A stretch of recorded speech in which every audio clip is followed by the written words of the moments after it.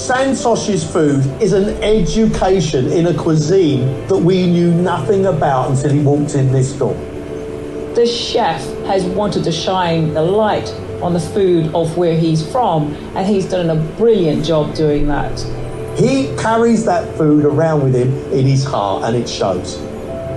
I was fighting for MasterChef champion, but I feel like I'm already MasterChef champion because of my food and everything. This year's professional MasterChef champion is...